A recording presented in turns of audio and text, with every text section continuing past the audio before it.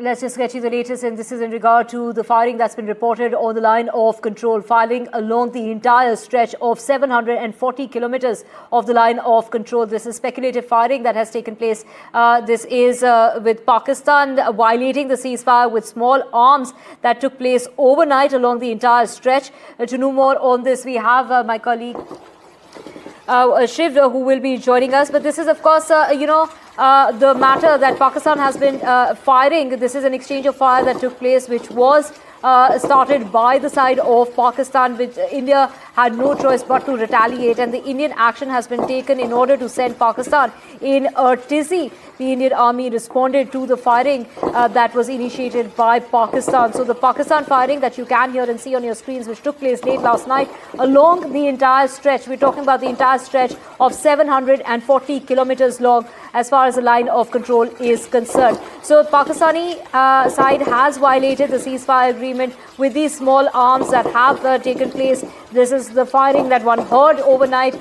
You can hear and even see the visuals of the firing that took place, which was initiated by the side of Pakistan, but it left India no choice but to retaliate, and that is what took place late last night. So there we have visuals on your screen of the firing and the violation that has taken place of the ceasefire that has been agreed upon by the Pakistani side, and the Indian army responding in a similar fashion in the same measure. So, of course, this really comes about at a time just before the visit of the army chief is when Pakistan started, to provoke the Indian side, and the Indian side then had to retaliate. And we have Nazir joining us to get us more on this. Nazir, we're talking about ceasefire violation along the entire stretch of firing that takes place along the entire stretch of 740 kilometers. This is the line of control, and this really has violated that ceasefire agreement between the two nations. Well, violation of ceasefire is not new. There have been ceasefire violations, but not greater escalation. But this ceasefire has come at a time when there's all-time high tension between India and Pakistan, and both are at the brink of a confrontation. India has taken very strong punitive measures against Pakistan, and Pakistan has also retaliated by suspending this Shimla agreement, etc., and all other bilateral agreements. And so I say so it is a tense situation on the line of control, and amid this, you have a ceasefire violation from Pakistan, which has been effectively responded by the Indian army wherever it was violated, and that has been the standard protocol. Whenever they violate, India gives a befitting reply, and army gives a befitting reply.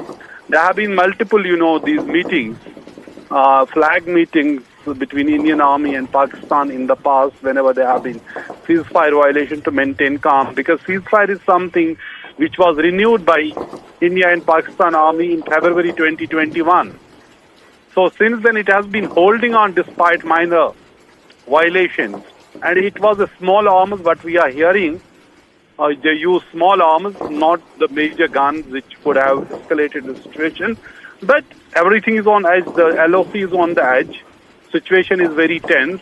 So these are, signs of the way how things are playing out after this Pahalgam massacre and the actions which India has taken, particularly suspending Indus Water Treaty, and then Pakistan also reacting. Clearly, it has shaken them the way India has responded. Nobody had ever thought that India will suspend Indus Water Treaty, and but it has happened.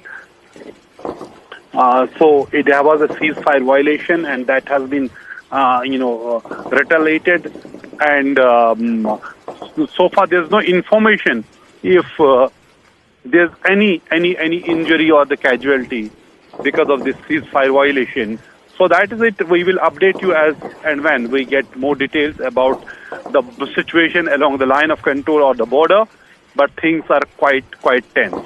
on the either This really side of comes the border. about, Nasir, thank you for getting us those details, but this really comes at a time where the United Nations chief, Antonio Guterres, has urged India and Pakistan to exercise maximum restraint, saying that they're really watching the situation very, very closely and they're very concerned, appealing to both governments to exercise maximum restraint and ensure no further deterioration. Let's just also get you the Army Chief General Upendra Dwivedi, who is in Srinagar. He has reviewed the security situation. He has accessed the anti-terror operations that are underway in the region, having met with the top commanders and, of course, also having met with the LG. It's the LG who has asked General Dwivedi to hunt down those responsible and to bring them to book. Listen in. We have my colleague Shivarur, who is... And of course, the LG there meeting with the Army Chief, asking for the strictest action to be taken against those found responsible.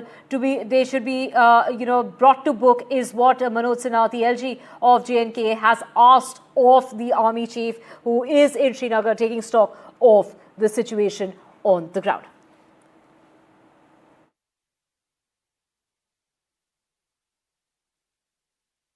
When the Army Chief comes to Srinagar, he always does meet the local administration, and the civilian authorities. So him meeting the Lieutenant Governor and other, senior functionaries in the government and administration is not surprising at all. Apart from it being protocol, it's also very necessary at this point of time, considering that there is a churn in terms of security, in terms of review.